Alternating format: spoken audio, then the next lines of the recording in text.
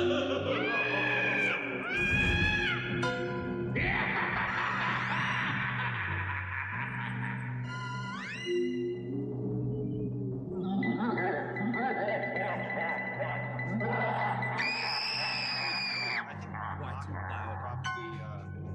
would probably think of the cloud as some sort of magical entity.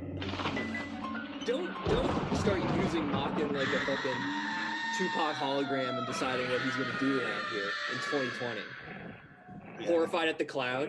Machen would respect pronouns. I was like looking up the AE pronunciation of his name, and I immediately was suggested Elon Musk and Grimes' baby's first name. Oh yeah, what is it? Was it just like, troll? I mean, they changed it to like just a human name, but like. Oh, did they? Oh, I didn't even know that. It was like XAE connected numbers. That's pretty weak. That's pretty weak sauce to like change it after. So you got a bunch of Yeah, like, they capitulated completely to haters. Weak. And here I was thinking they were strong. They're gonna have to be strong to survive on the Martian environment. It's okay. They've got the fucking. They're the first people to populate the planet. They've got the low-res Warthog vehicle they can drive around. Wait, what I'm reading on Google is Grimes and Elon Musk have decided to change their their baby's son's name from XAEA12 to XAEAXII. So I don't know. There's no. If that's true, and I don't even care to confirm, cooler. Good for them. They changed the 12 to Roman numerals. Okay. 12. That was about it. Got you. It's gonna be so awesome to have like the like another sort of like Roman Empire period, but they just live on like a big like moving city. Yeah, like a flotilla, like they're all planning on doing, or like they get New Zealand to like raise out of the water and drive it around like a boat.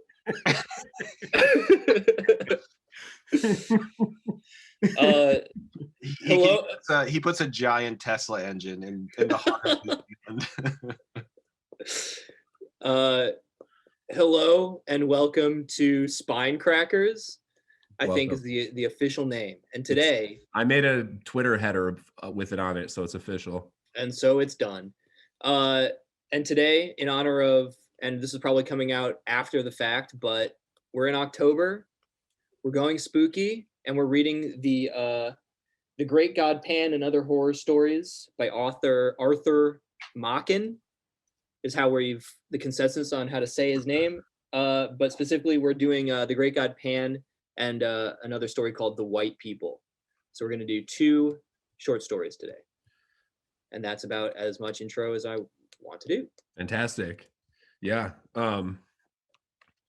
So what should we start with GGP? Yes. The one that apparently like was, the reason why it starts off the title of the collection. He's one of these guys that caused a scandal. So I did a little bit of research on this, but not much. Do you know like what the tea was?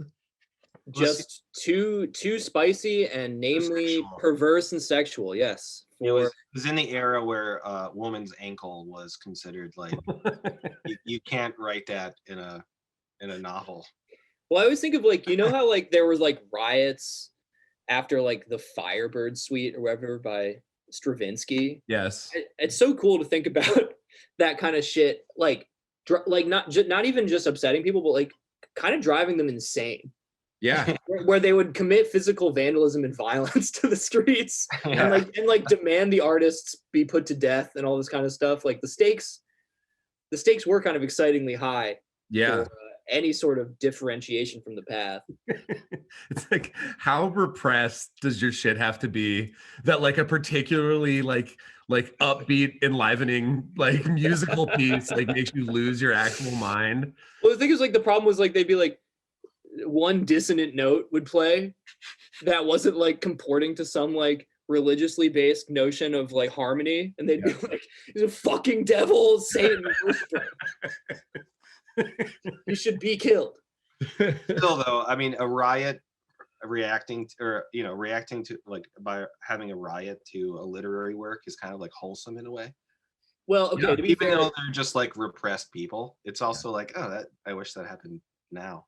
I think his shit was just like banned, but I mean, in sort of complete, I don't know, parody to our times, like it's just it made him more popular. Everyone was like, oh, I'm not allowed to read it, so they read it. I mean, that's Yeah. Are you saying Machen is uncancelable?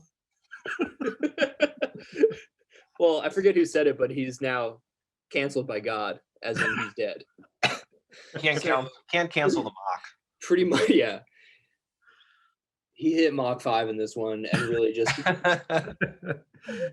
So he's sort of seen as like a kind of like a forerunner to like weird fiction, I guess, right? Like, yeah, he was born before H.P. Lovecraft, which I didn't know until I looked him up afterwards. But yeah, he's cited as a major influence by H.P. Lovecraft himself. Lovecraft like loved him. Yeah. Yes, indeed. I think Lovecraft wrote like an essay on him, or a couple essays. Yeah, I forget the title, but he basically like wrote an essay about cosmic horror and like his approach to the then burgeoning kind of genre by being like Machen is like the dude. He's like the guy I read that like got me to go in this direction. I think I read something too that basically said that Lovecraft thought the Great God Pan was like should be held as like really high American art. Basically, he like loved. Well, he's British. I mean, Machen's Welsh. Yeah, but yeah, or just like it should be up there with like the Great Gatsby. It's the Great Gatsby. The Great Gatspan.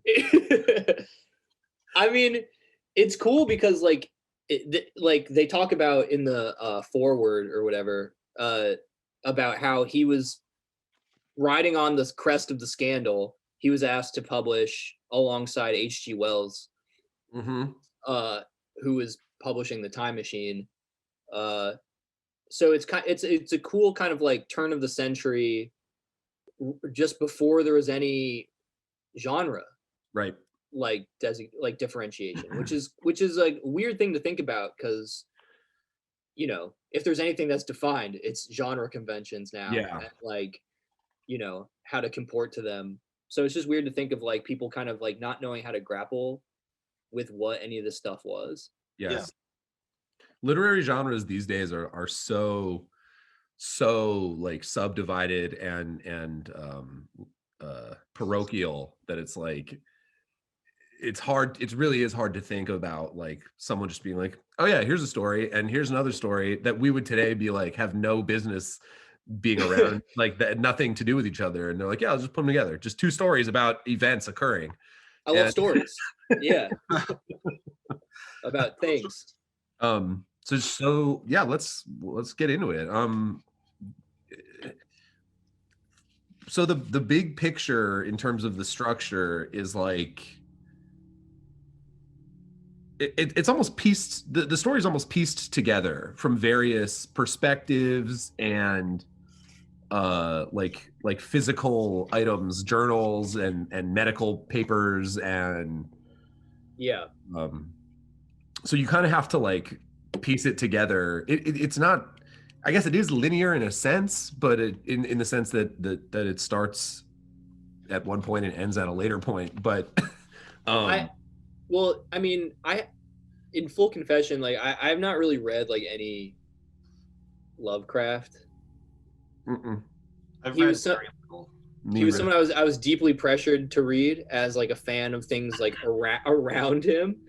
But yeah, for whatever reason, like I never did. But I do know that like, again, because he like was a huge fan and borrowed from this dude. I think. Well, I don't know. When did Bram Stoker's Dracula come out? Although he was just doing spooky epistolary novel, like. Yeah. Right. I want to say before this. I feel like that was. Let me see. but in order to like ground a story into a believable setting to make it scarier, like 1897, so similar time frame.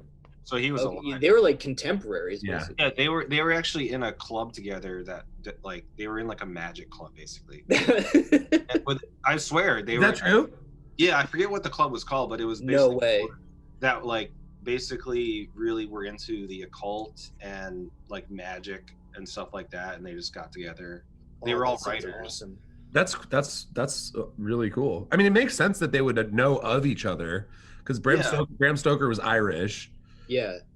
And he was born, I think, like 20 years. Like they were alive at the same Mm-hmm. time. That's actually really interesting. And Frankenstein does the same shit, right? A journal, a sort of account, right? Yes. I So so I've never actually read Frankenstein. It's That was really about good. That was early 1800s, like 1818, 1819 or something. Yeah, you're right. 1818. Yeah, it's really good. Like the thing is about all these things that feel so, you're just like, oh, they're the universal monsters. They're boring. Like the original Dracula and Frankenstein are scarier than like, I don't know. Then the 1920s and 40s like depictions of them in film. Yeah. I'm saying like sticking with like writing, like just scarier than like Dean Koontz. I don't know what people read. They're scarier than Tom Clancy. No hate to I would actually disagree with that, Tom. Tom Clancy. Hey, terrorism is no joke. It's terrifying. It's bone chilling. By definition, it's terrifying. It's the most terrifying. It's so So this story is basically about an experiment gone wrong, right? Some sort of yes, or gone right in some ways. a successful experiment that unleashed powers. Right. I love my favorite thing is just the throwaway explanation, the pseudoscience of like, there's a part of the brain that we don't. It's a bundle of nerves. We don't get what they do. He's got to be talking about the pineal gland, right? If Lovecraft is someone to go by, yes. Or Descartes or anybody. And all these people were. Descartes was obsessed with the pineal gland. Everyone. Yeah, Descartes wrote about the pineal gland. What did people think? What is the pine? It's just a like.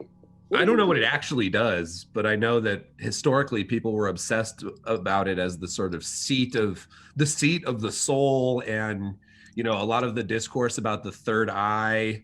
Yeah, I was gonna say that's like what they call the third eye, right? That was the pineal gland. It's on the dollar bill, right, on the pyramid. Yeah. Yes, sir. Where we go Pinealamid. Yeah. Where we go one, we go all. Do not invoke them. Where we go one, we go pineal. Okay. Allowed. That's allowed. All right. The pineal gland, canarium, or epiphysis cerebri, is a small endocrine gland in the brain of most vertebrates. Produces melatonin. That sounds nice and sleepy. That's the stuff that helps. Yeah. Yeah. It's also, on Joe Rogan's logo for his podcast, there's a freaking pineal gland right up there. The third eye, baby. Well, not even like no joke. I thought of that logo and just Joe Rogan in general. Yeah, well, just because like a huge part of this sounds like a description of like whatever the DMT, like clockwork elf, right? Extra dimensional alien, whatever being you see if you like do the right amount of DMT. It's all part of the same. This is what I would say is the inheritance of this kind of stuff. Yep. So, do we want to like run through the just events, or do we just kind of want to talk in big strokes about the story?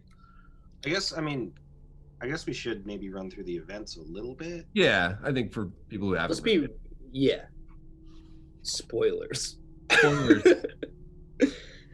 Although to be honest, I'd like one of you guys to try giving your best, because I don't know how I would immediately short term say it's a strange story to try to summarize, and I felt like I missed some things. How about I go? How about I try, and then I'll stop, and then you go the rest of it, Paul. All right. So basically, it starts out with these two doctors, I guess, or one doctor and an associate friend. Right. And they're doing an experiment on this. They're talking and sort of cryptically about this experiment that this doctor wants to do on this young woman. Mary is her name originally, right? Yeah. And it's this. You get the impression that it's some sort of brain surgery, and he's going to attempt to basically like limitless her brain and like open up her perception to see the universe as it truly is, or whatever, pierce the veil and all that. Yes. And one of the things that he says that she will see is this entity that he calls the great god Pan. And they do the experiment, and she basically becomes a I don't really know what the proper sort of term is, but she becomes a brain dead. Like she's alive, but not. She's a drooling moron. She's now. a drooling hog. And but she may or may not have reached nirvana. Right. Right. Yeah. And so that's sort of that's the first section, and then we get a section called Mr. Clark's Memoirs, who Clark was the guy who was there to witness, but not the doctor. The doctor's name is Raymond. Right. Who actually he doesn't come back into the story, right? I think at the very end, yeah, Clark writes to him. Yeah. Right? I don't know if that's true. Maybe not. I could be wrong. I think that either happens or Raymond writes to Clark. Yeah. Discussing his experiment. Right. How it didn't really go the way he wished. Or Yes. I think he actually says that he regretted it. I think the very last section is Raymond writing to Clark after Clark had reached out to him. So anyway, after the experiment, we get a section about sort of a little bit of Clark's background and him sort of thinking back on the experiment. And there's this narrative, this account that he has, and this is later on in his life. And I forget where he gets this. It's a document that, and it's basically about a small town, right, where there's a girl who now is named Helen, right, and she causes some strange events around her in this town in rural England, or whatever, Wales, we presume. And including like the disappearance and / death of another child friend of hers. And I think also at first, like you're supposed to be like, what, you assume partially, I guess, that like it's born out of his initial experience with Raymond, but like I think the Machen is like wanting you to be like, why is he now? Is this guy just some weird like dilettante kind of seeker of just occult experiences? I feel like Clark is kind of a bit of Machen self-insert, like a touch. Yes.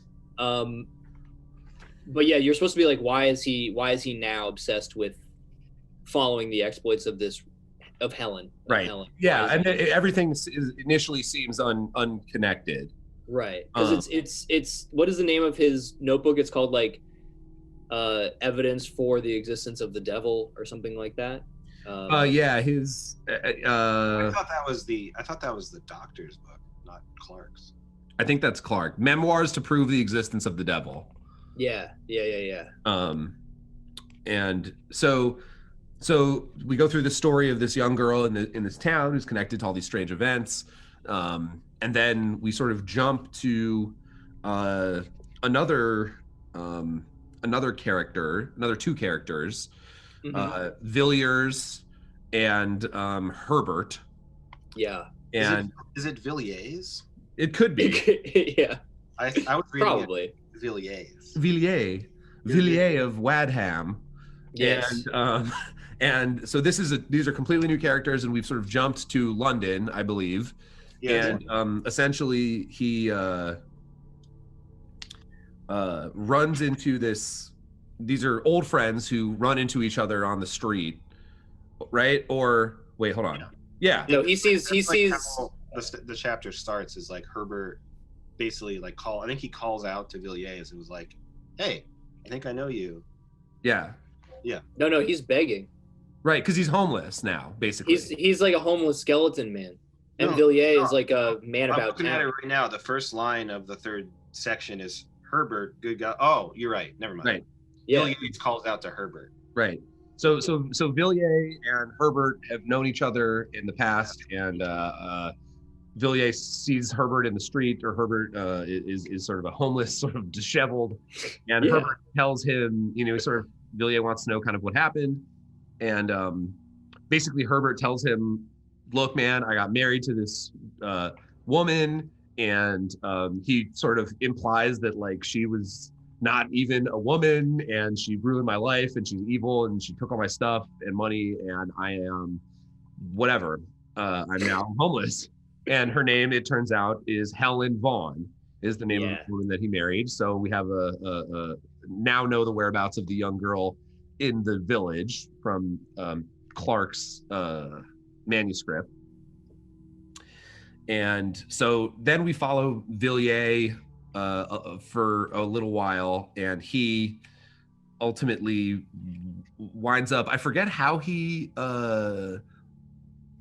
he's like he's just like a socialite. So I think he's just like a socialite, and he I don't know if he already knew Clark or if they got hooked up somehow. I think he already did. I think the introduction back to Clark is he's like, I think I'm gonna go talk to my friend who's like really level-headed. Yeah. I feel like I can confide in these weird things in him because he will give me like a very stoic reaction to what I'm thinking. Right. Basically, like I need someone to tell me that I'm like going crazy, or just like someone that can ground me, and that ends up being Clark. Yes. Which is kind of like a cool twist, because you're like, how is Villiers related in this story besides meeting Herbert, and he ends up knowing Clark as well. Right. So Villiers brings this story to Clark, and and Clark's like, "Oh, sick! Whoa, that's so crazy." Yeah. So Clark, now having followed Mary through becoming Helen, and then this story. Yeah, he's like, damn, that's wild. Okay. Damn, that's crazy. He's like, that's crazy. But he's like, are you sure that what you're thinking is accurate? And he's basically like a extreme skeptic that doesn't believe in ghosts. And he's like, yeah, but the door could have been cracked open by wind, and like that kind of. Yes, exactly. Like, yeah.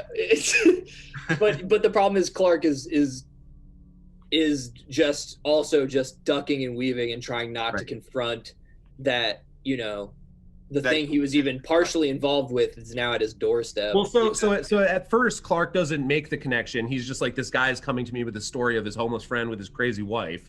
But then they find a sketch that Herbert had made of the woman that he was married to, and Clark recognizes it as Helen, and is like, holy shit, this is nuts. Yeah, probably something more like, good Lord. Good, yeah. Oh, good God. Oh, God. Good God, my good man. You're white as a sheet.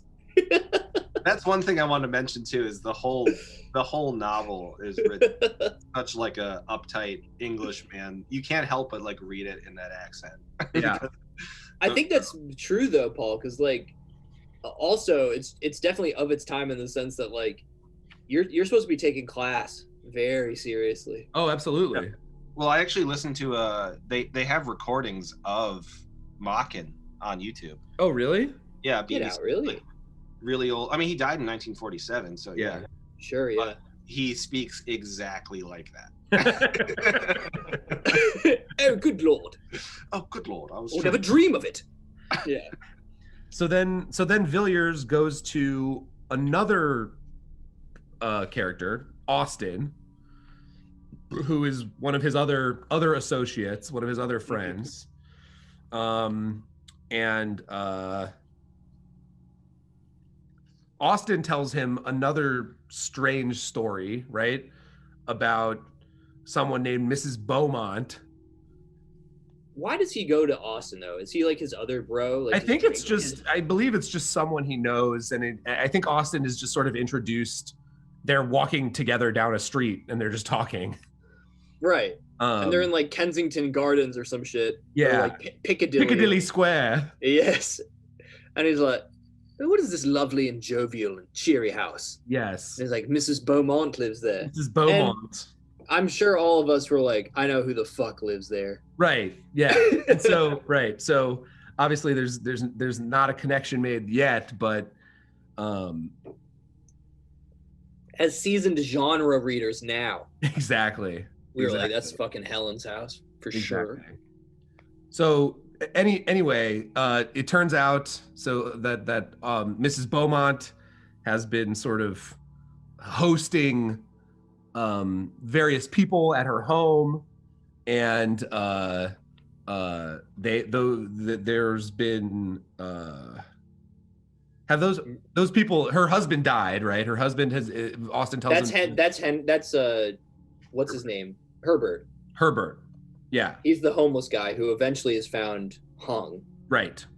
And well, no, the person that died was like there was a whole like scandal in the section in their neighborhood because there was a stranger's body that was found. That's right. With a face of like fright, like, and he had like very minor wounds on his shoulders or something, and it turns out that the policeman basically discovered that he was like definitely thrown out of the house. That's Merrick, right? Is that the guy who died? Yeah, he's like a nobleman. Like that's where the class stuff comes in. Is like all these men of like high breeding. Right. And he was the first one. So anyway, Yes. Of course, it turns out that Mrs. Beaumont is the same woman that she's changed her name. She was Helen, and she was married to I have forgotten his name already. Holy crap! Yeah, Herbert, and yeah, Paul, do you want to pick it up from there? I think I'm up to the suicides section. Okay. Well, yeah, this whole section with Villiers, it felt really like detective-y. Like he suddenly becomes the detective of the story and is like thrust into this event that's happening in his life, and he suddenly just becomes like invested, and he starts to.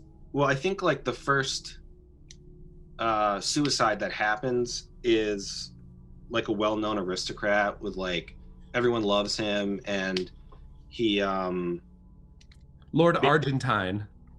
Yeah, they describe him as just like a really charismatic guy. I think he was 30, like a young guy, and he's just discovered dead in his room in the morning by like a butler or something. And it turns out that he basically sat on his bed and tied something around his neck and like strangled himself by just like leaning forward. Yeah. And I mean, it's some David Carradine shit. Yeah, but I would actually argue even worse, because at least David Carradine was trying to have some fun. You don't know what the ecstasy of looking into the face of the great god Pan feels like, dude. It's beyond cooming. But I think the next, few pages of this chapter are just like more aristocrats, more people of like this wealthy status, and they're all men. They all there's like 5 or 6 of them that basically commit suicide in the same way. I think there's one that commits suicide a different way, but all after visiting the Mrs. Beaumont, right? but no one knows that yet. I forget how Villiers discovers that. I actually know. I think in the next chapter it explains that one of the people that commits suicide, he also knew, and he saw leaving. Yeah, and he was talking to, I think,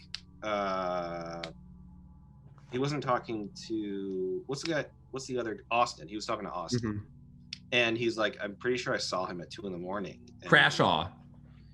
Yeah. Crashaw. And he realizes then that he saw him leaving Beaumont's house, and that's where he puts the pieces together.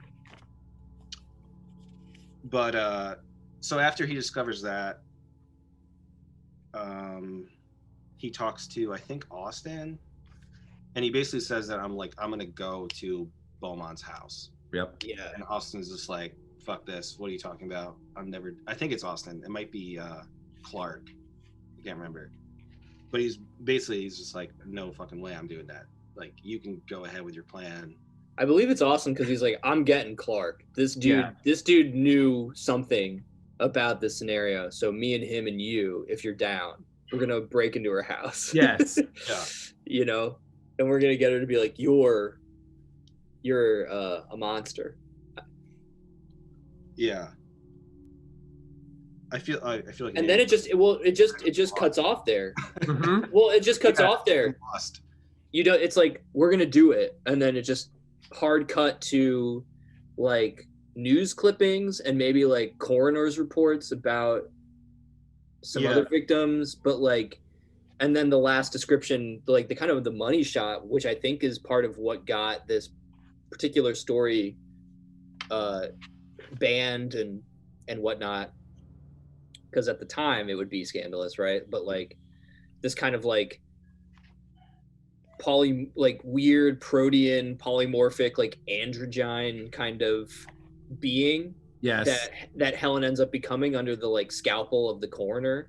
Yes. Because they obviously succeeded in convincing her, if you want to say that, like to strangle itself. Yeah.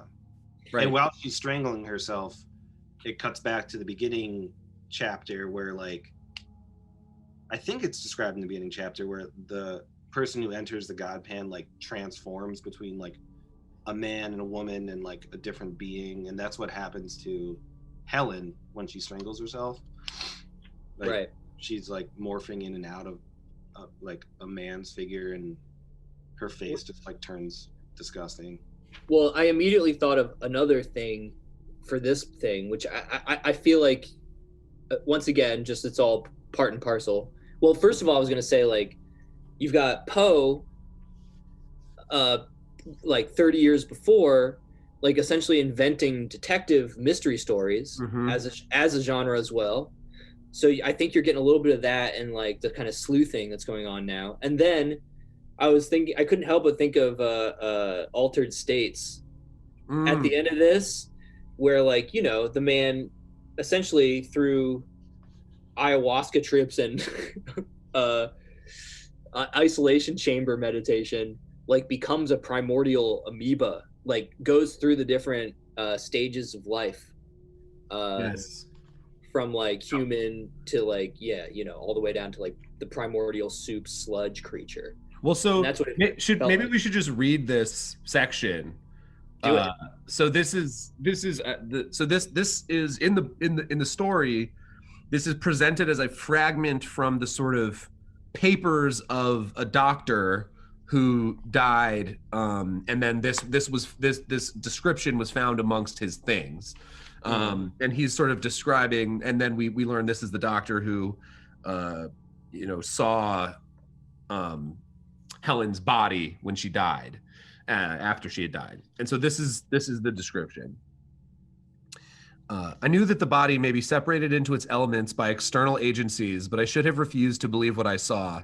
For here there was some internal force of which I knew nothing that caused dissolution and change. Here too was all the work by which man has been made repeated before my eyes. I saw the form waver from sex to sex, dividing itself from itself, and then again reunited. I saw the body descend to the beasts whence it ascended, and that which was on the heights go down to the depths, even to the abyss of all being. The principle of life which makes organism always remained while the outward form changed. The light within the room had turned to blackness, not the darkness of night in which objects are seen dimly, for I could clearly see and without difficulty, but it was the negation of light. Objects were presented to my eyes, if I may say so, without any medium, in such manner that if there had been a prism in the room, I should have seen no colors represented in it. I watched, and at last I saw nothing but a substance as jelly. Then the ladder was ascended again. For one instant, I saw a form shaped in dimness before me, which I will not further describe. But the symbol of this form may have been in ancient sculptures and in paintings which survived beneath the lava, too foul to be spoken of. As a horrible and unspeakable shape, neither man nor beast was changed into human form, there finally came death. I who saw all this, not without great horror and loathing of soul, here write my name, declaring all that I have said in this paper to be true. Robert Matheson, medical doctor. It's a super cool. It's a really cool description. It's fascinating. Yeah, it was awesome. And the one other thing that I was thinking of is I believe it's ontogeny recapitulates phylogeny. Do you remember that like phrase? And I believe that's Ernst Haeckel. Ernst Haeckel. I'm not familiar.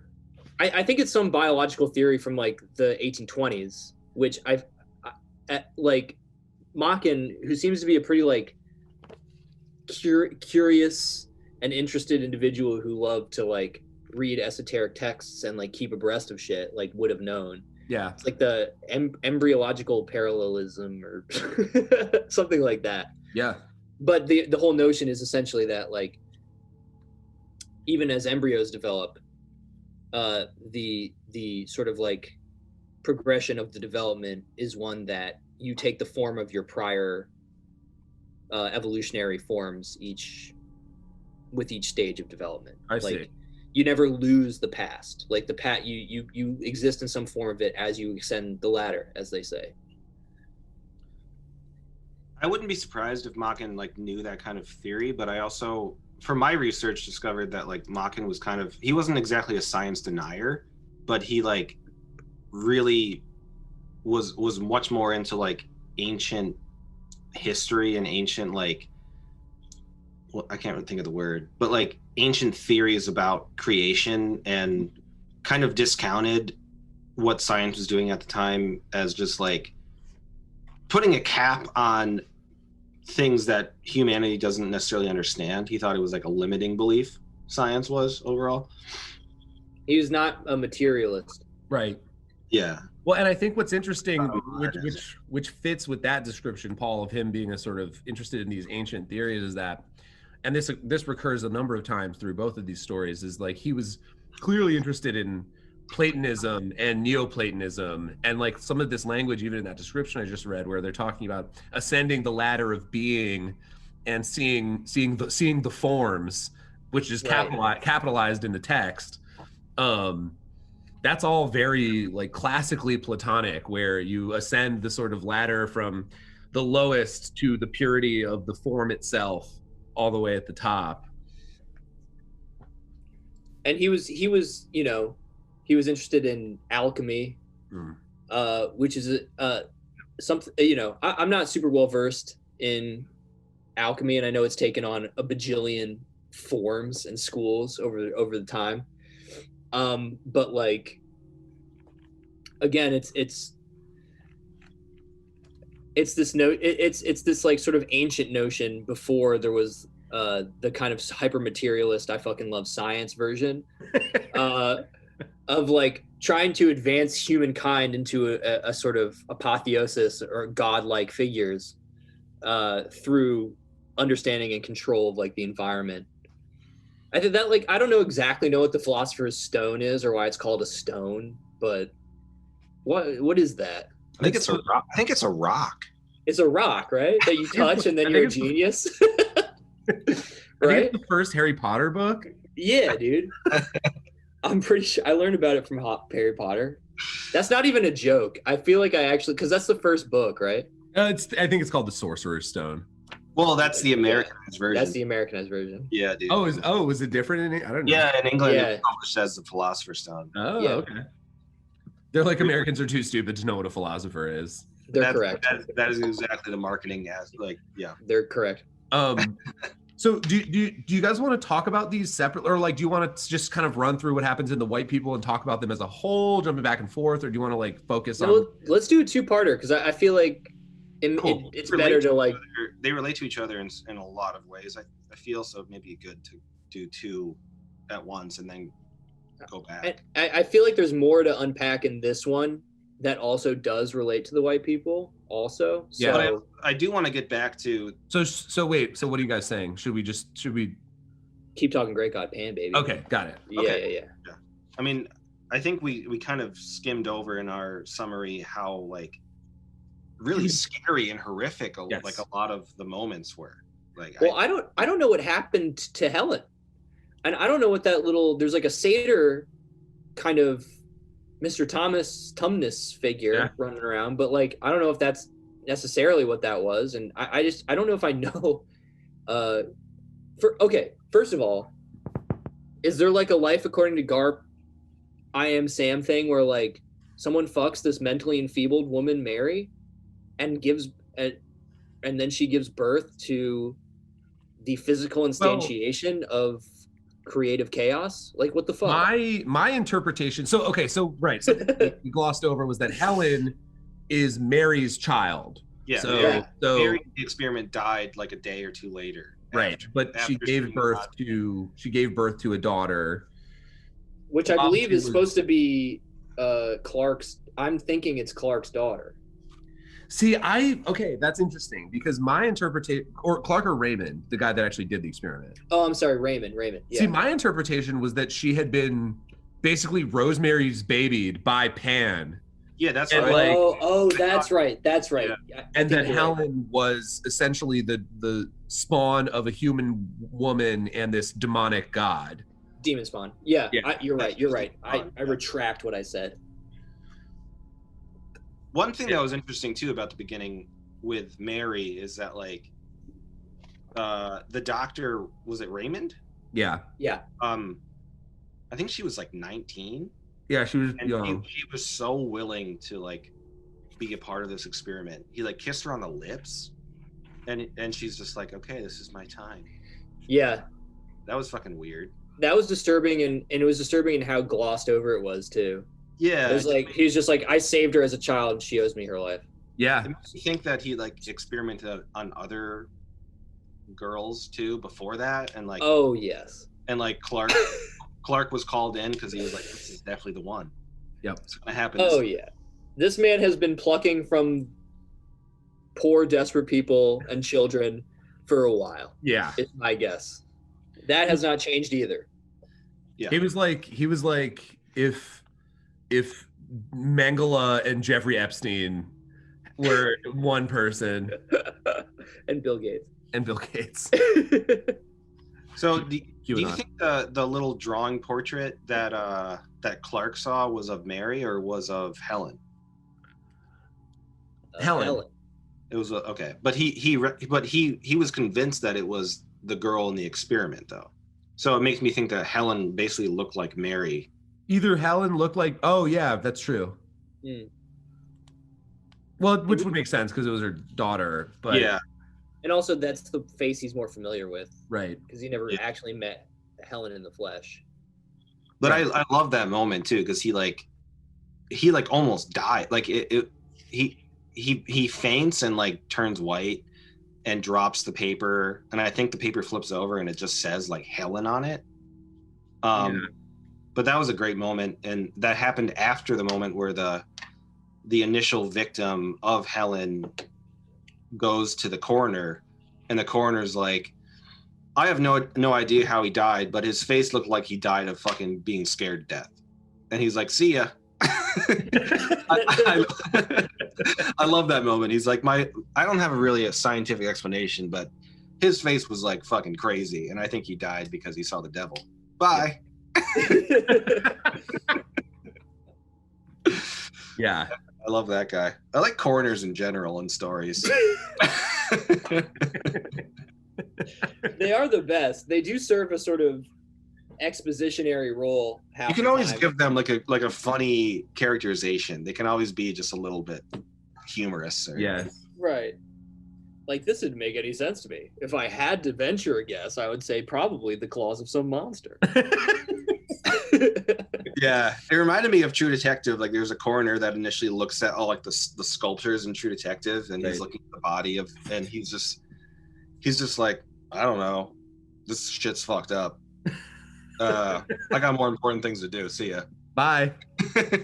What is Helen's deal though? Does anyone have a theory? Because like that was the one part of the story where I was like, I get that Machen is like a lot of the time purposely glossing over or just even making up stuff so that you fill in the blanks, but like why is she feeding on people? Is she like literally like a flasher, but for her primordial form, where she like shows herself as the great god Pan's progeny, and people are so ecstatically disturbed that they kill themselves? Well, and why is it also just like aristocratic men that she ends up showing the gods Pan to?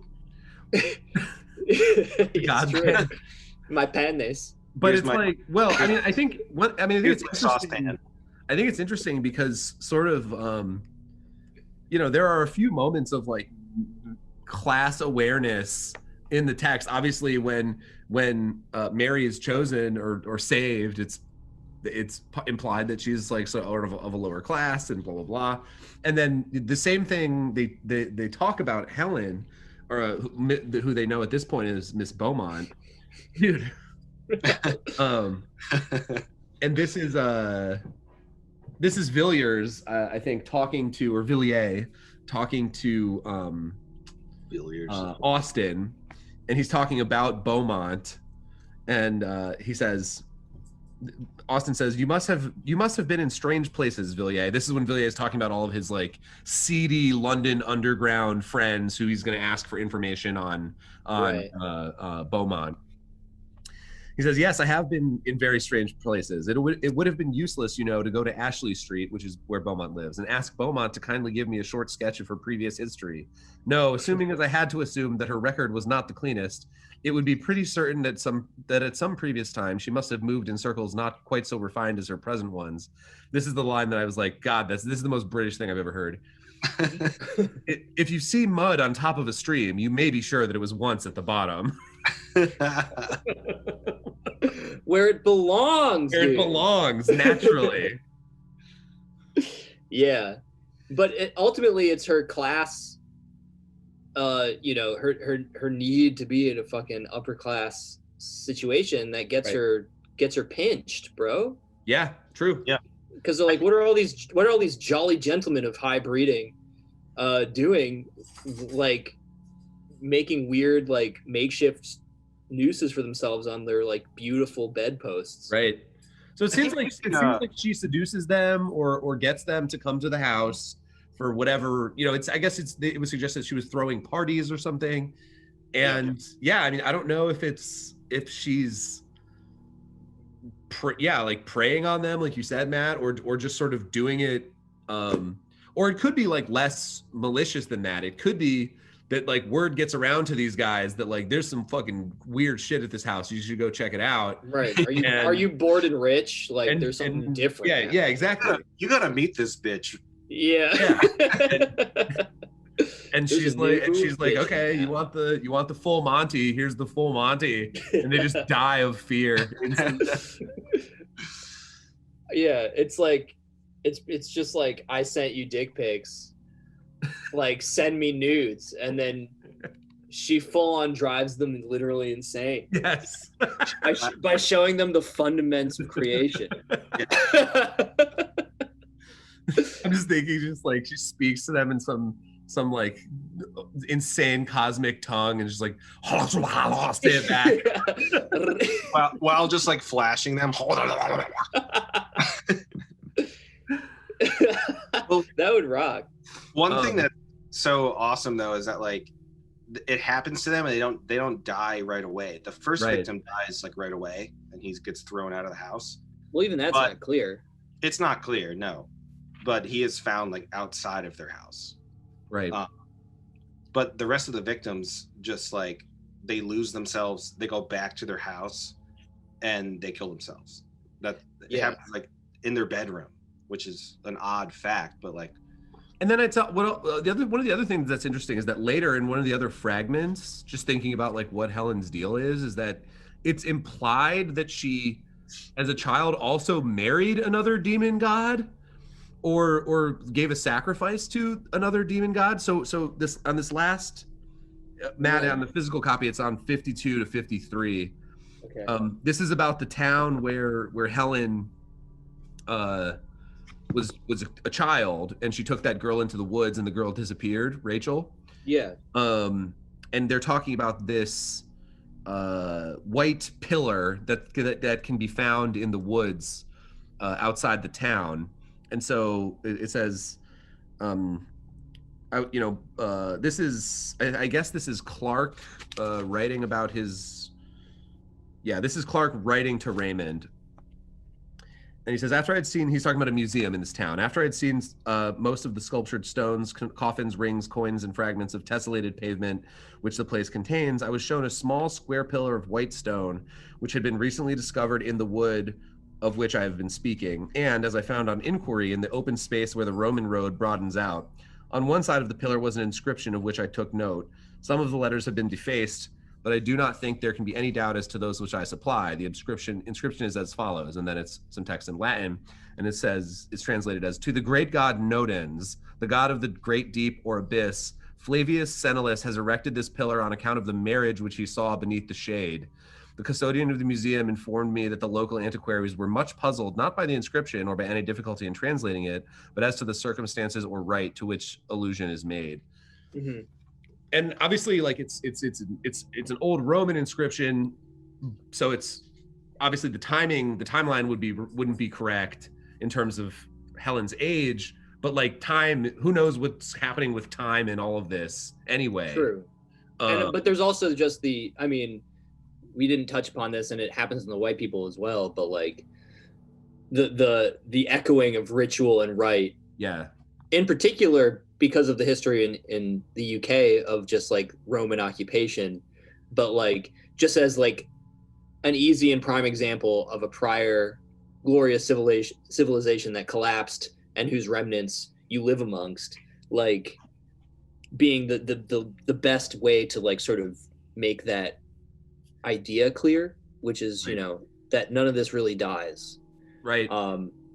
And I think there's maybe this is just perverse, but like I think this is something that like the audience of the late 1900s or 19th century would infer, which is just all the like sexual innuendo of like erected white pillars and fucking marriage rights and this kind of shit, where it's like a young girl essentially being fucking a goat man. Yeah. I mean, so like I think there were just so many creepy lines and good moments in this story. I found it to be very unsettling in some ways and at certain moments. I mean, and just the writing was excellent. I mean, this was one of my favorite lines. This is towards the beginning.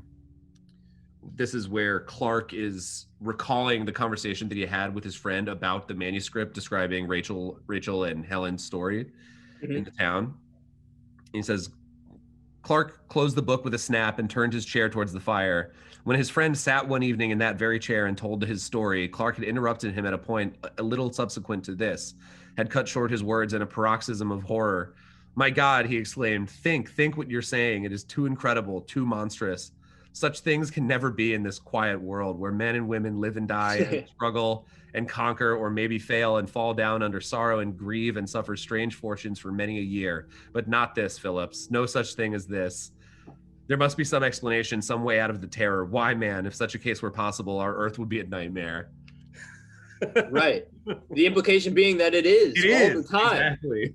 Yeah. And I love that. And I think also that's where Machen, I think, is very intentionally using like specifically like that time period's really like tense class issues and societal structure as a way of like making it feel even worse. And I imagine the feeling of someone in a like upper crust aristocratic position in like London at the time would be like, I do not need reminders that there's just literal chaos and arbitrariness underneath this entire orifice, this system that we've just fucking impressed upon it. And like I mean, and that's something that we feels deeply evergreen.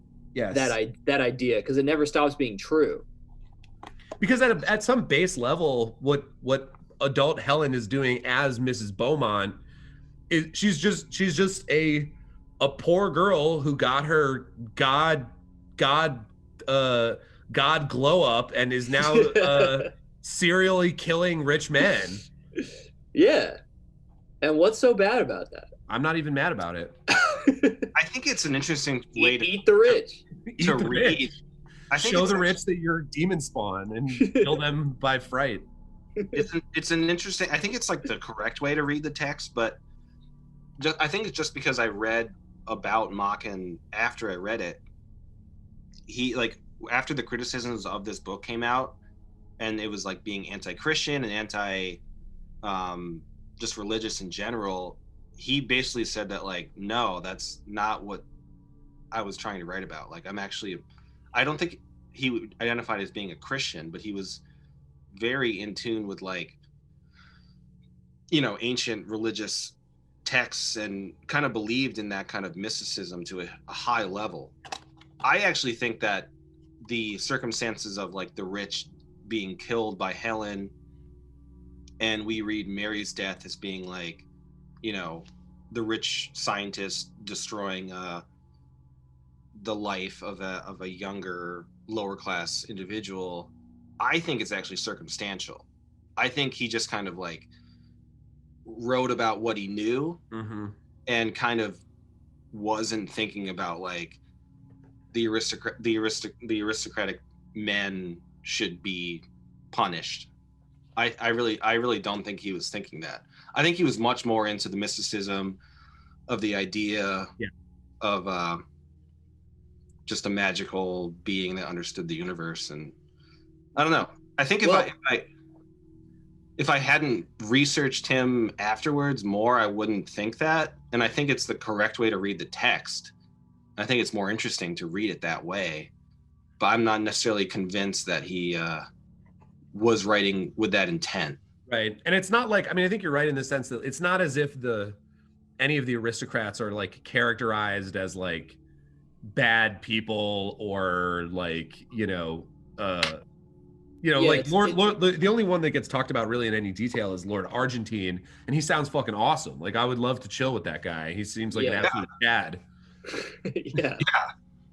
Right. I don't think I agree with you, Paul. I don't think in particular there's any sort of like way to do like a contemporary, like there's no like woke sort of rich white men die kind of thing. Yeah. But I think there is the intention of like a female vessel for the like creative energies of like the chaos of the natural world, which we don't understand. Like Mother Nature. I think he was probably really into the idea of just myth and Mother Nature, and like it makes sense to me that the character that would be destroying other people would be a woman. And what's interesting is that Pan is like, I believe, at least depicted often as male, even though he is supposed to be like one of the oldest, not confirmed maybe, but like maybe one of the oldest known gods or things that people worship. I don't know. There's a lot of, the other person that I keep thinking of is just like Alan Moore, who I also know is all over this general territory. Well, there's a footnote. I forget if it was referenced. I think it's referenced in The Great God Pan, but it could be the white people, where there's a reference to the Jack the Ripper, I think, case. Whitechapel murders, yeah. Whitechapel murders, right? Yeah. Which that's what From Hell is about. Right. And From Hell goes into all of the like nutty conspiracy weird theories about it. And there was a footnote about that. So yeah, just bringing up Alan Moore, that made me think of that. And also, I think, just as a funny aside, I don't think Machen liked Lovecraft. You don't think? No, I'm pretty sure he was like, Lovecraft is an atheist, and Machen, I believe you're right, Paul, he was like some Anglo-Christian, like hardliner who was like, and Lovecraft was an atheist, and he was just like, no bueno. You're trash. Yeah. I actually think Machen would maybe like Jordan Peterson. Come on, bro. I'm not even kidding. No. 12 Rules to Scare Your Reader. Let me phrase it this way. I think Jordan Peterson might like Machen. 12 Spooks for Life. Yeah. Well, that I would believe, maybe, I guess. Should we talk about the white people? Yeah. Do you mind? I'm gonna let's take a little break.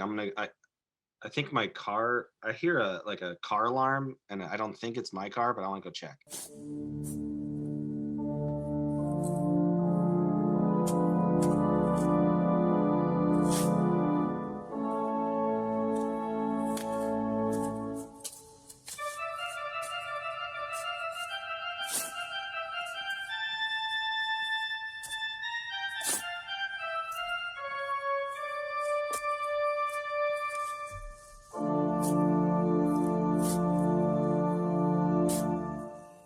All right, so the white people, White people.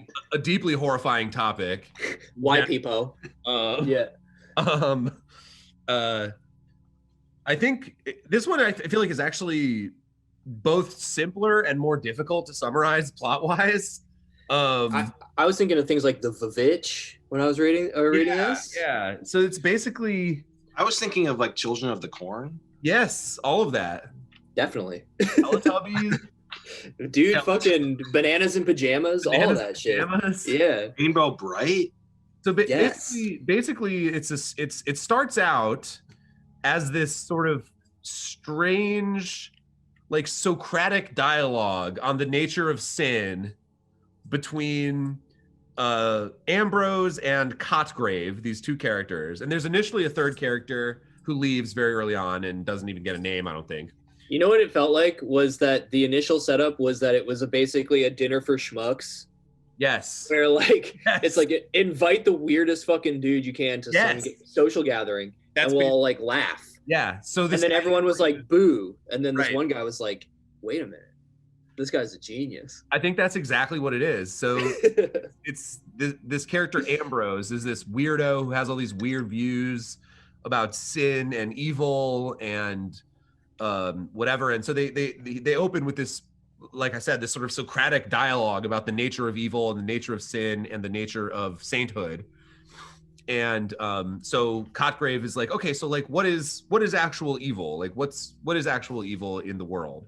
Give me an example. And Ambrose is like, here, take this book and read it and bring it back to me. It's this, and he gives him this weird document that he found. I forget how he came to have it.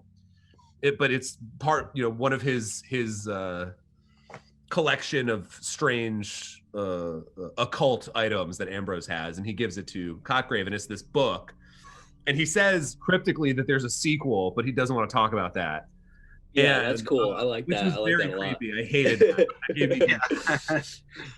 And then anyways, then the rest of the story basically is the contents of the book that he gets. And it is this. Well, he sorry, I just want to interject that. The way he finds it is so cool because I think it's like he's looking through an old bureau and there's like only clothes in there. And in like the third drawer, it's like the only book and it's like hidden under these like old dirty clothes. Right. But yeah. I just thought that stood out to me. It was Oh yeah, that's right. I found this book and yeah, you're right. But anyway, it's basically this sort of stream of consciousness narrative of this young girl sort of having, like, recalling interactions that she had with her, like, she calls her a nurse in the story, but basically a nanny. And all of these and the nanny is this sort of like weird figure who seems to have some history with occult stuff. And it's stories that the nanny tells her, experiences she has with the nanny, and then experiences that she has on her own, just sort of out exploring the wild land. And that's basically the story. It's a collection of those experiences put into this book that he's reading. I think like the immediate reaction is it's just a story about a young girl becoming a witch. Yeah. Like in the like, yes, in the deeper, I think, scarier sense of it, like and in its like more felt reality at the time. Yep. But that feels a bit reductive too. Like it's some, like, I don't know, man. Like she's like a fucking wizard or something by the end of that. And like the nurse is like this weird person that's like quietly indoctrinating her, bringing her into the tradition. Yeah, it's just like, here are the mysteries, like here are the secret languages and all this kind of shit, and she knows that she's gonna set this like young person off to do this stuff on her own, and she ghosts at some point when it's like the critical moment. Right. To let she lets the bird fly. Yeah, if you love something. This was one of the, I was deeply affected reading this. I'm gonna be honest. Like I found this to be like beautifully written and very disturbing, and like just captures some parts of like childhood really well. And yeah, man. There's and the nature writing in it is beautiful. There's so many weird, cool things about this story. I loved it. I love the white people probably more than the Godspan, but I love both of them. But this, like, it had drawbacks to other books we read. Like when it gets into like the descriptions of the young girl, the future witch wizard, it reminded me of the Mountain Lion a lot. Just like I got into like that mindset of just being a kid again. But the first, section, I would basically say like 1/5 of it is like almost like a philosophy conversation between a couple people, and then the biggest section is the young girl and her, it's diary entry. Yeah, her diary entry, which like most of it is just like one continuous. There's no paragraph breaks. There's no break, and it's like 10 pages straight of that. And maybe it's even like, I think that's only been like 4/5 of the story, and then the last section would be the last fifth, which is the prologue, which is like also awesome. Go ahead. Sorry, I was just gonna say the first section reminded me of Eumswell. I was thinking of Eumswell. Yeah, I mean it's basically a platonic dialogue. Yeah. Well, you're saying there's a Kantian element to it that I didn't understand what you meant exactly. Well, so it was just a few moments like that. So when Ambrose is talking about the people that we ordinarily consider evil, like murderers and whatever, and he says, I think not the murderer murders not from positive qualities but from negative ones. He lacks something which non-murderers possess. Evil, of course, is wholly positive, only it is on the wrong side. And I think that essentially what he's talking about, so Kant's view of true evil, the evil will, Kant describes the truly evil person as someone who does evil positively, right? Someone who does evil as a sense of duty, right? The phrase he uses is in order to be truly evil, you have to drag yourself out of bed in the morning and do evil against your will because it's your duty, right? Because you believe it to be your duty. And so it's not, so what Ambrose is saying here is that evil is not, murderers, there's circumstances, they always do it for a reason. They lack this, they lack the inhibitions that the rest of us have, and blah, blah, blah, blah, blah. And I think in some ways, Kant would agree that the truly evil soul is a positive thing. It does evil affirmatively because it feels that it is its duty to do so. So I just felt like there were some Kantian resonances. And I just like this explanation of just most people. The merely carnal, sensual man can no more be a great sinner than he can be a great saint. Most of us are just indifferent, mixed up creatures. We muddle through the world without realizing the meaning and the inner sense of things, and consequently, our wickedness and our goodness are alike second-rate and unimportant. Same. Brutal. Like, it was awesome. And I still think that's, I don't know if like, I don't know if it's weird to think that that's like actually, I don't know, that still feels like a conversation people have, like delineating definitely between sin, I guess. Yep. For lack of a better word. Well, and I think it's interesting, and I liked that he distinguishes later. I mean, maybe we shouldn't get too deep into the actual philosophy of this, but I do think it's interesting because he distinguishes later talking about the saints. He's like, being saints is not like, it doesn't mean you're a good person, right? It's not a good person in the way that we normally mean that. Right. Because, so on the other side, the good side, we venerate the saints, but we don't like them as we like our friends. can you really persuade yourself that you would have enjoyed St. Paul's company? Yeah, You think that you and I would have got on with Sir Galahad? I love that. That was so funny. And it's true. It is true. Yeah. I mean, I think his overall point, I think he makes too, is that like it's easier to become a saint than it is to become truly evil. Yes. Yeah. Which is because his whole thing is that sainthood is trying to reclaim something, and evil is trying to go beyond to something new, basically. and he talks about the fall of Lucifer, Mm-hmm. and how it becomes like a new idea, a new expression against what has already been made, and how Yes. to really truly be evil, you have to like do something like out of the box that has been established in heaven or something like that.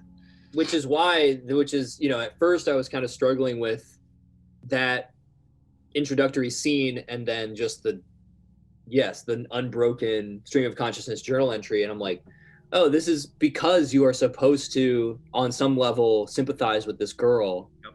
While understanding that she is evil. Like, she became evil, and what's so affecting about it is because of how well like the nature writing and just like it just and the adults and the kind of wonderment intermingling with this absolutely sinister world. You know what I mean? Like, Well, yeah, it's like, how can you you're- meet someone who loves the freaking hills and the forest and the flowers so much?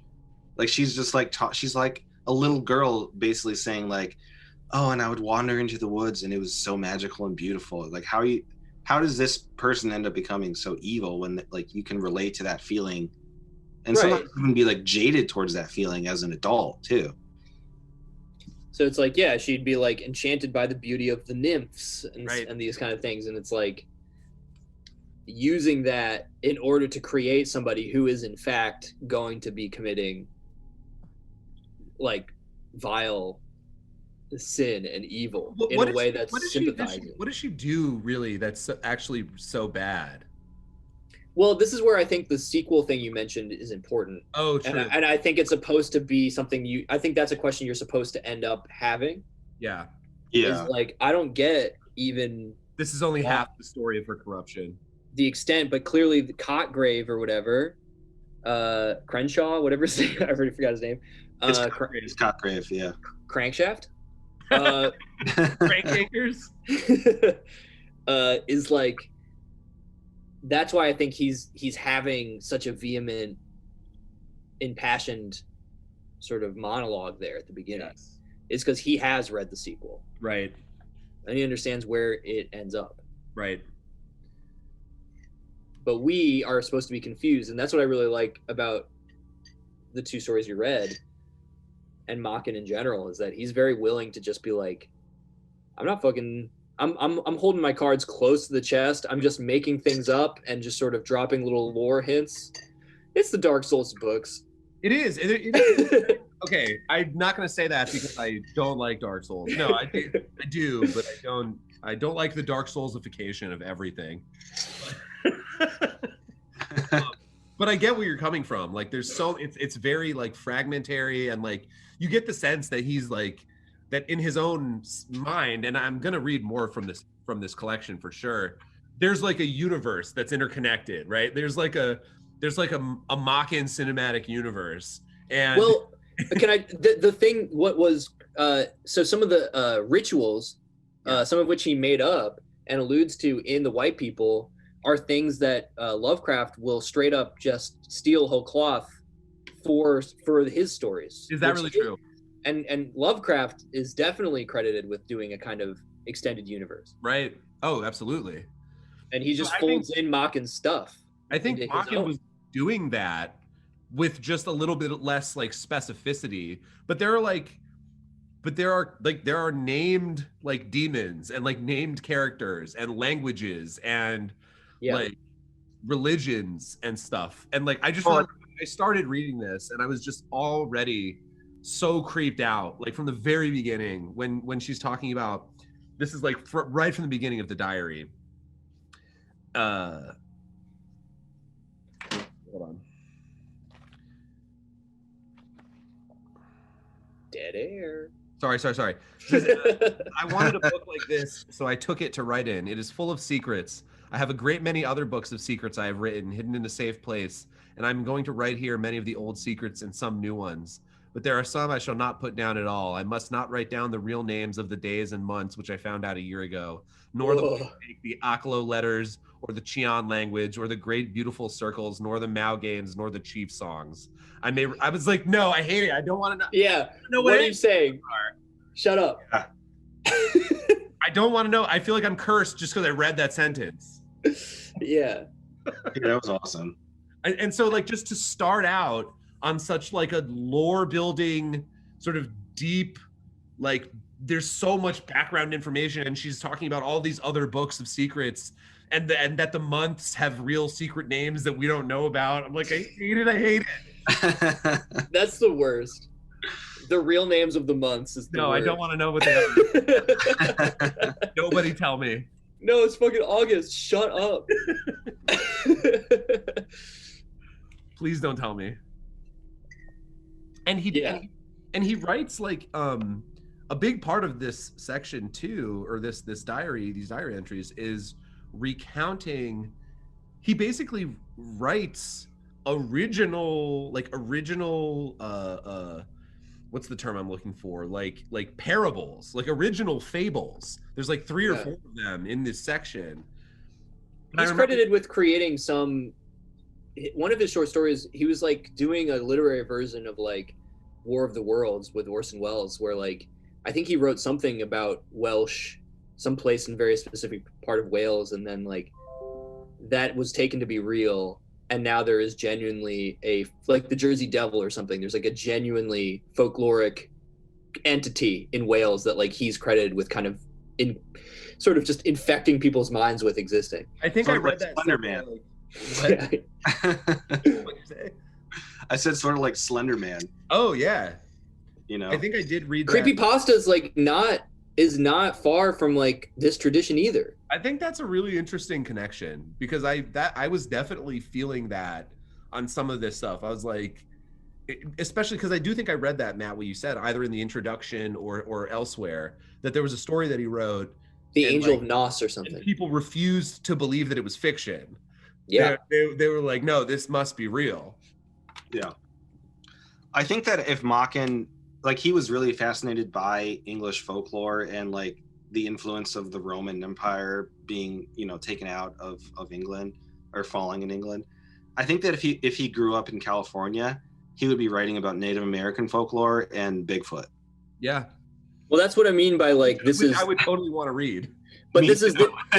that would be sick. And like I always loved the idea of the Nephilim, the giants that used to live in America, like the supposedly and all this kind of stuff. Like, I mean, this is applicable everywhere because there's always some prior group of people that you don't know about that lived there, that had some potentially secret knowledge that no one else is privy to, and all this kind of stuff. Like, yeah, I literally wrote in the margins, because a big chunk of that section is these fairy tales or parables. Like, there's the one about the hunter, there's the one about the poor girl who gets the emerald earrings made out of grass, and that gave me chills. Like, I'm not gonna read, like, I could read the whole thing, but like that story, I was like, whoa. And what about the fucking clay figure? And there's the one about the clay figure and all the suitors, all of the. That one. I wrote like, these are just extra Grimm's fairy tales. Like, these are just like super grim fairy tales. This is grim, bro. With 3 M's instead of 2. It's grim. Yeah.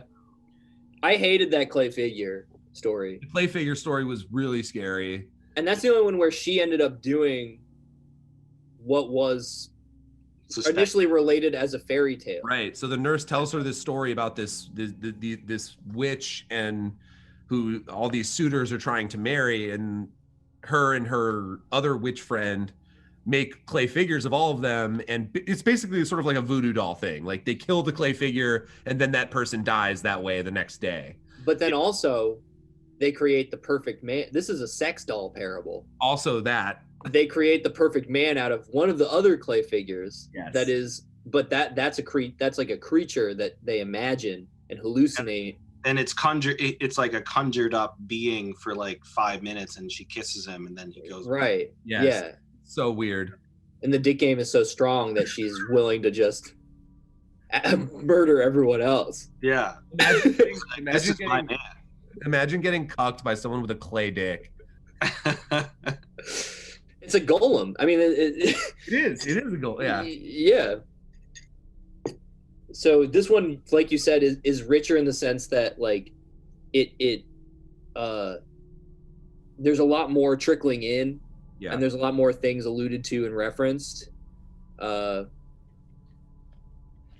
at the same time, it's highly inconclusive. Right. I do like the whole move of, and this is why it still relates to like creepypasta and like anecdotal, these things that take on the form of incidental, stumbled upon, genuine, earnest documents by people who are experiencing them to like lend it with the sense of reality. This is like what like the Blair Witch Project also. Yeah. Absolutely. I definitely get that kind of vibe for sure. And you can just see it constantly being attempted no matter what the new like media of record is. So letters were a big one in journals for a while, but it's not something people really do as much anymore. So it's like Reddit posts and shit, and you see people trying to translate that still into horror. Well, I think that's why I have to give Machen credit for being like really a pioneer in this kind of realm of genre. I can't. I mean, I didn't know of him before you suggested the book, but I don't know if anyone did what he did before him. I think. Sorry. No. No, I was going to say I don't think, like, I've read some Lovecraft and I didn't really like it, honestly. I don't think his writing is that great. Not like this. Not even close. So it's kind of like a Tesla and the guy who invented electricity. Edison Nikolai? Yeah. It's kind of like that kind of story. Is like I would give more credit to Nikolai, right? Apparently. Yeah, that's a pretty good comparison. Yeah. Like who people in the know attribute more like kudos to versus who historically is getting more kudos. Well, it's interesting. It's interesting because there was this was a sort of a boom in England at the time. There were a bunch of people that sort of organically started doing this type of writing around the same time. Like there was Machen, there was M.R. James, Algernon Blackwood, like all sort of doing this vein of writing at the time. And I would also clump Bram Stoker into that, just because I know that they were in like a club together. Right. Yeah. Totally. Yeah. So it's interesting to think about why, and I'm sure people have done historical work on this, like why this genre took off at that time when it, like in England in that way. It's just I think it's just one of these, again, a word that I don't even know necessarily what it means, but inflection points. Where you just have a lot of cultural forces and societal forces like shifting at once, and people being made uncomfortable and voicing their fears. I mean, this is what's so good about horror in general, right? Is like, it's just all these manifestations of like fear. Yep. I mean, I would also say that the Godpan was published in 1894, I think. Is that right? I don't know. And I think that the Jack the Ripper murders were 1899. And I could kind of see some parallel between, like, why would the Jack the Ripper murders be after the Great God Pan when he references them? Well, I mean, before. Let me look it up. I think they were over a course of like a number of years. This is also interesting because Alan Moore, another thing that Machen is credited with starting is the notion of psychogeography, and like, which is something that a lot of British writers afterwards in Alan Moore's general generation took up again. like Ian Sinclair and maybe Will Self, which is just kind of like an occult version of feng shui, or I don't know, where like the whole idea of like ley lines and Yes. DC having hidden pentagrams in it, based on street structure and all this kind of stuff. Yep. Absolutely.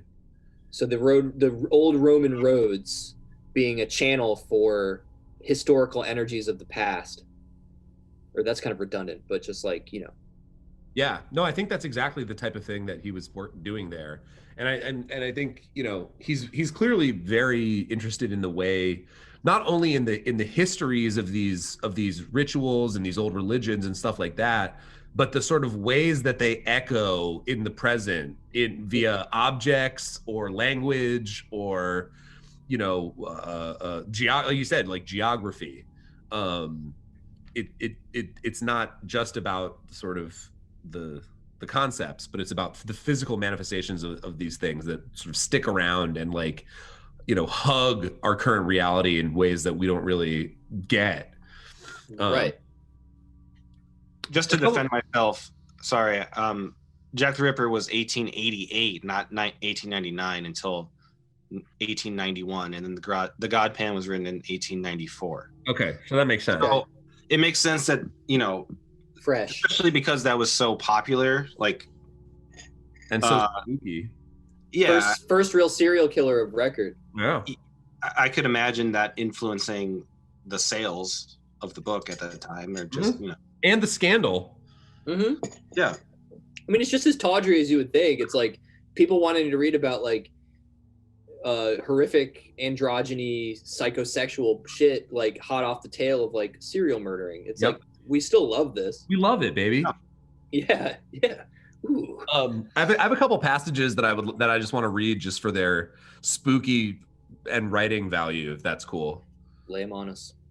Okay, so this one is during the fable of the noble woman who makes the clay dolls, the noble witch who makes the dolls of her suitors. This is early on in the description of her. So she would tell the great lord, her father, that she wanted to go into the woods to gather flowers. So he let her go, and she and her maid went into the woods where nobody came, and the maid would keep watch. Then the lady would lie down under the trees and begin to sing a particular song, and she stretched out her arms, and from every part of the woods great serpents would come, hissing and gliding in, but among the trees, and shooting out their forked tongues as they crawled up to the lady. And they all came to her and twisted around her and around her body and her arms and her neck, till she was covered with the writhing serpents, and there was only her head to be seen. And she whispered to them, and she sang to them, and they writhed around and around faster until she told them to go. And they all went away directly back to their holes, and on the lady's breast there would be a most curious, beautiful stone, shaped something like an egg, and colored dark blue and yellow and red and green, marked like a serpent's scales. It was called a glamestone, and with it one could do all sorts of wonderful things, and the nurse said her great-grandmother had seen one with her own eyes. I hate it. It's so scary and so cool, and so he just is able to capture the fairy tale darkness and myth like so well. And just his parcel tongue Slytherin. Parcel tongue Slytherin. Parcel tongue Slytherin.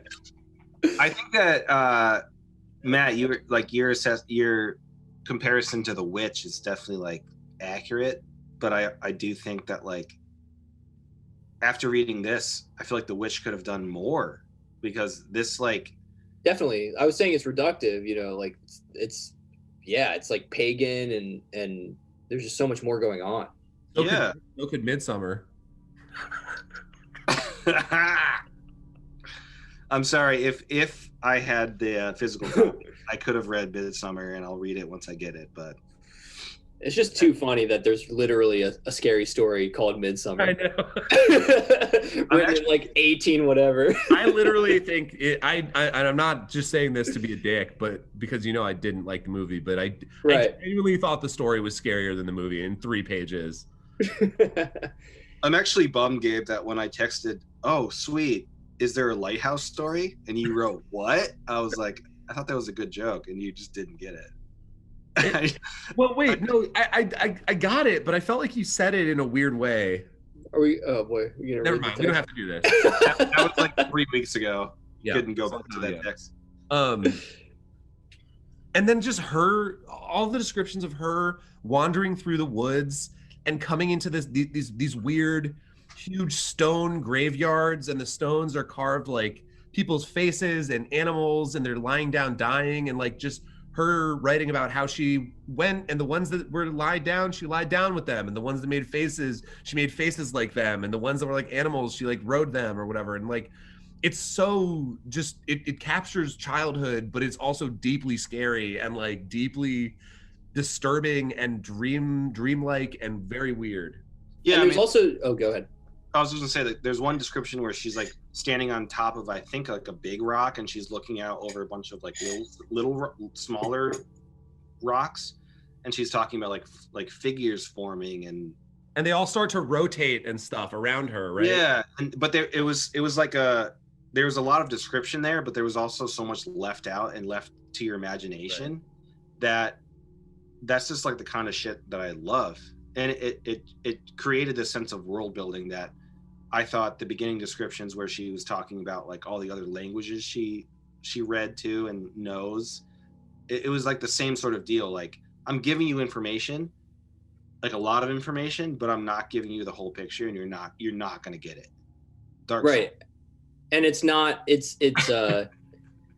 not just like you can point to a reference and be like, he's doing Welsh mythology. Yeah, it's like he's talking about like 7+ layers of echoing similar kind, you know what I mean, like all of a piece kind of mythological occult knowledge in one reference. Yes, with like he references Adam and Eve at one point in this story. Yeah, like, first it was like a major twist in the story. It was like, was this an Adam and Eve story? And it was really just kind of like a reference. Again, I think just sort of like it seems like creation. He's always like, these are how things echo out and are inscribed eternally and all this kind of stuff. Yep. But with things like the great god Pan and then referencing Adam and Eve, like clearly the origin point of this stuff is the greatest mystery of all, I suppose, or kind of where it stops, right? Where our human understanding stops, our ability to even tell a story kind of stops. Which is one thing I admire him so much for. Like, I was thinking of the movie Mother by the guy, I forget his name. Darren Aronofsky. I hated that movie. I thought it was fucking bullshit. It was it was too much of like a direct parallel to Christianity. And once you understood it, it became just like nonsense and like, oh, I know what you're fucking doing. You're an asshole. Aronofsky. Yeah, in general, shake my head, SMH. But then JFC. But even though I think Machen would probably read Joseph Campbell, which saddens me. What are you saying? Come on, man. What I'm saying, okay, let me respond, is that he had the ability to, divulge into myth, but also create his own aspect and create a whole new world within his stories. It wasn't like you could never point to a direct comparison to another myth. You can maybe take aspects of it, but you couldn't just say like, oh, he's doing Christianity here, he's doing fucking ancient Egypt here. He's doing comparative religion and mythology, essentially, like before that field of study was even a thing. And I think it's because he believes myth is something that, like, there is, like, I think his overall belief about maybe even the world, I don't know, that's a grandiose statement, is that like it's something that we can't understand, and if we were to understand, we would go crazy, like in the great god Pan. We would just fucking lose our minds. And I think that he thinks of myth as like an amalgam of all these things that maybe none of them are true, but he does believe in that aspect of human history, and that it is like something to, I don't know, be reckoned with or be thought of as an important thing. And it's also about humility, I think, in some ways too, especially with the religious angle. Like, yeah, we can't forget that he was like deeply faith-based person. Yeah. Got him. Did you get it? I wonder what you're looking at. Yeah, I know. I was like, where's it going? I'm going nuts. I have two more excerpts that I would like to read, if that's okay. Yeah. And see if you guys have any thoughts on them. I'm mainly just reading them for the listeners to get a sense of his writing and like. Yeah, I think that's important. We should do that more. I should highlight it more. So this happens after the writer, we don't know her name, the writer of this diary accidentally tells her father that the nurse had been telling her these creepy stories, and her father gets angry at the nanny, and so she writes, "He was very angry with nurse for telling me the story and scolded her. And after that, I promised her I would never whisper a word of what she told me. And if I did, I should be bitten by the great black snake that lived in the pool in the wood. All alone on the hill, I wondered what was true. I had seen something very amazing and very lovely, and I knew a story. And if I had really seen it and not made it up out of the dark and the black bough and the bright shiny thing that was mounting up to the sky from over the great round hill, but had really seen it in truth, then there were all kinds of wonderful and lovely and terrible things to think of. So I longed and trembled, and I burned and got cold." Slytherin. It's just like, it's so fucking good. It's so good. Wait, is that after? That's when she's like back out. She goes back to the hill the second time. Okay, so like the first time she sees we haven't even talked about the white people at all. But the first time that was the second one I was gonna read. Oh, okay. So is it like the first time she sees them, I think, is when she goes with her nurse, and the nurse accidentally does a ritual, summons them in front of her as a baby. But then they're basically like nymphs, right? They're like fairies. Yeah. Again, like it's hard now because of like cultural dilution, but like nymphs and fairies were not to be, like, none of this stuff was to be fucked with at any point. It was like, you know, it was part and parcel of like creation myths, and they were the forces of nature, essentially. Well, so that's why I just want to read, and this is the ending basically of the story or of the diary part. Read it. I'm gonna be back. I'm gonna hear you. Okay. So this is she's recounting the nurse telling her about the white and the dark nymphs, right? The light one, the dark ones, and she says, but usually the dark appeared first and the bright ones came out afterwards, and there were extraordinary tales about them. It was a day or two after I had come home from the secret place that I really knew the nymphs. Nurse had shown me how to call them, and I had tried, but I did not know what she meant, and so I thought it was all nonsense. But I made up my mind and I would try again. So I went to the wood where the pool was, where I saw the white people, and I tried again. The dark nymph, Alana, came, and she turned the pool of water into a pool of fire. And that's the end. That just cuts off right there. I'm literally so scared. I hate that. I hate that it has a name, and I hate that it just cuts off right there, and I don't want to read the sequel.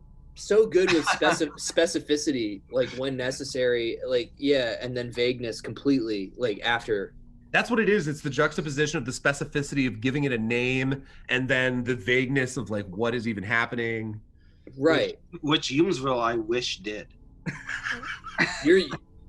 Well, listen, there's no recorded. I think this should be a theme that we just relitigate the Oomsville discussion every fucking episode. I kind of like that. I'm gonna keep going back to Humesville, and none of the listeners, if we have any ever, will never know what I'm talking about. But may I venture that it was a different type of book? But I will say, like, this story was so short. It was what, 36 pages long, something like that, and it did everything that I wish Humesville did in 320 pages. And I would say you're doing apples and oranges, and that's I tend to agree with the apples and oranges. Humesville -1,000. This story did everything that I wanted Harry Potter and the Chamber of Secrets to do. And the witch. That's fucking for real, though. That's actually true. This is pretty much just good Harry Potter. Right. Yeah. Someone who actually fucked with and like knew like ancient alchemical mysteries, and like was super into mythology, and like I'm just picturing if we rewrote the ending. The dark nymph Alana came and she said, "You're a wizard, Harry." The dark nymph Voldemort. Dark nymph Hagrid. Yeah. It was me the whole time. I was the bad one. Voldemort is a white person. So, do we have any like final thoughts, overarching thoughts? No, I would say that this was a great. It was a great read. It was. We really stayed good. pretty on topic too. I think we really like talked this one out. Yeah. I think one thing we didn't really relate the two together at all. Well, We they're should've- separate stories. I mean, like I said, we did talk a little bit about how he was sort of. It felt like he was sort of developing a universe, with repeated, rituals and concepts and that kind of thing.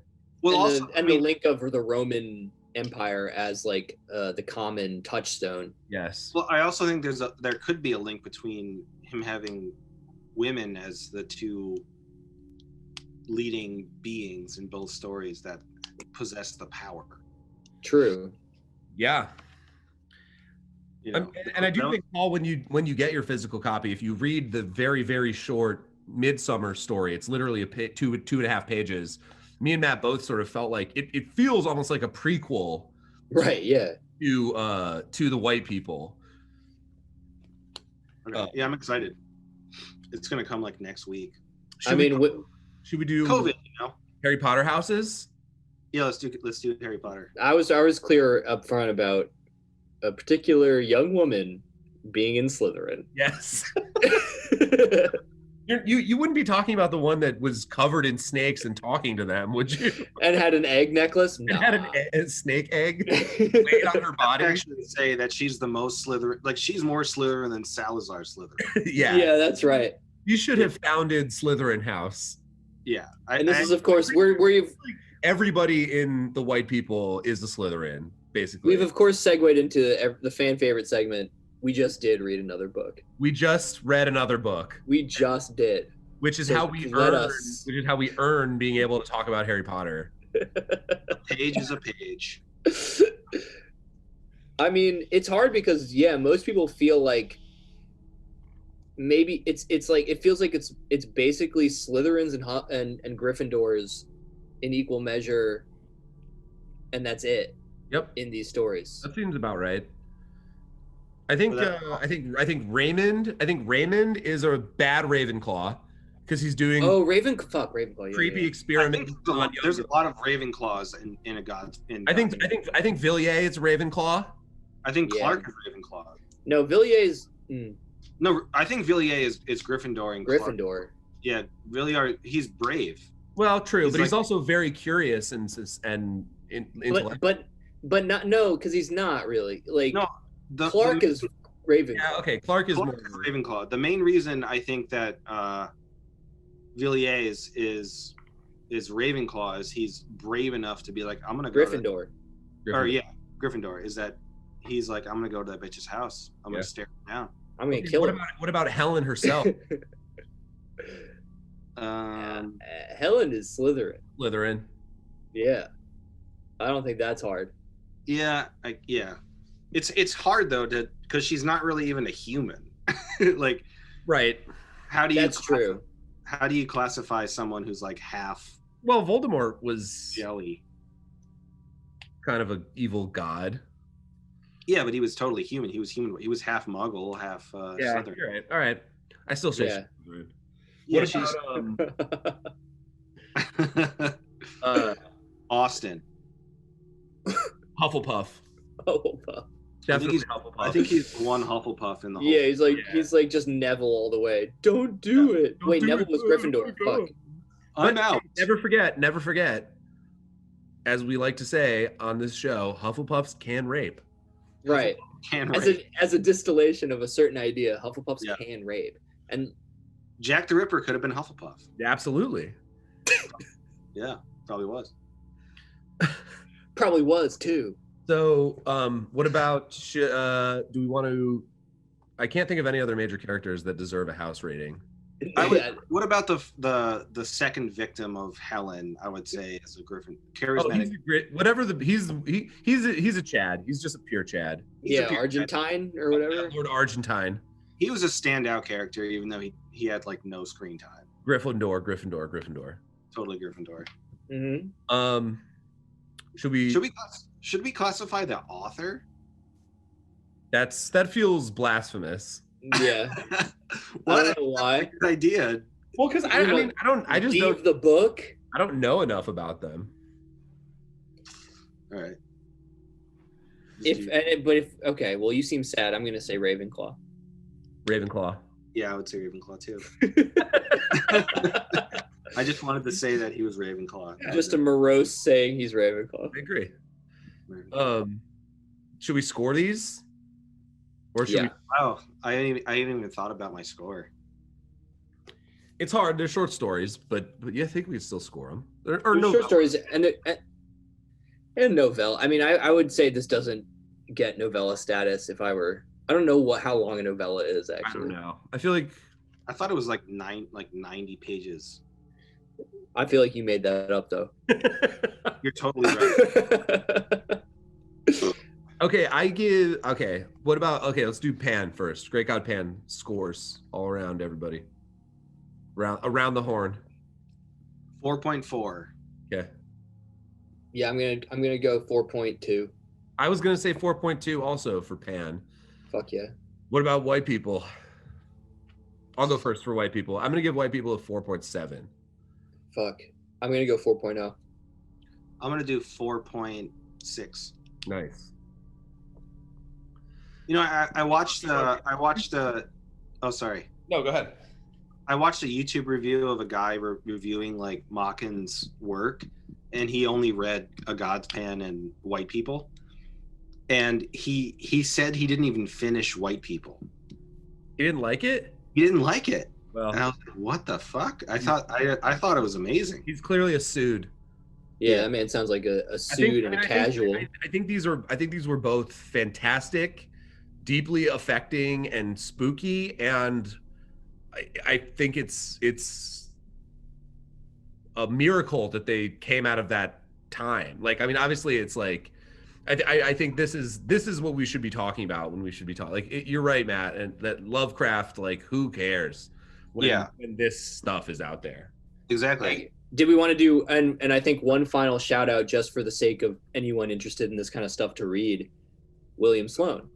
Oh, yes. I was going to say thank you for bringing that up, because one of the first things that I wrote when I was reading Pan was I was getting deep William Sloane vibes. And William Sloane, for people who don't know, is a relatively obscure science fiction author. I think he was an editor / publisher for most of his career. And he wrote... You were getting into like the pulp era of this kind of stuff at that point, 1920s. Right. Yep. And he wrote these two, I would call those novellas or novels. They're short novels. Yeah. Well, I would actually, I haven't read Sloane, and for all those listeners out there, Gabe and Matt have read probably like 1,000 more books than me. So just keep that into account. But I would like to, I guess you both have read all of Sloane's work if there's only 2 things out there by him, but I want to read a few other short things, but these are his main works. And they're these 2 sort of cosmic horror / sci-fi novels that are very, very like resonant to me with Machen. Like, right. They center around respectively both of those novels. They're called To Walk the Night and I forget what the other one is called. I almost said Darkness on the Edge of Town. The Hills Have Eyes. Yeah. I cannot remember what they're called right now. The Edge of Running Water is the second one. So not far. Edge of Running Water, and they're about respectively. We're not going to get it. I don't have to get into it, but they involve like cockamamie experiments gone wrong and mysterious women with like witchy powers, and they're so I actually got those vibes a lot, specifically from these 2 stories read back to back. Mm-hmm. And I think that's a really interesting connection. One connection I wanted to make too is that, like, when Helen is turning into jelly, basically. Yeah. Yeah. I was thinking that maybe 1958's smash hit The Blob could have been a sequel to The Great Godpan. The Blob is just Helen coming back for her revenge. Yeah. Yeah, or like another version of Helen. Like She made a spaceship and left. Oh my Yeah. god, I love that. All horror is extended universe horror. Yeah. Of any kind. All Yeah. horror is extended Machen universe. The Machen cinematic universe began with The Blob. That's right.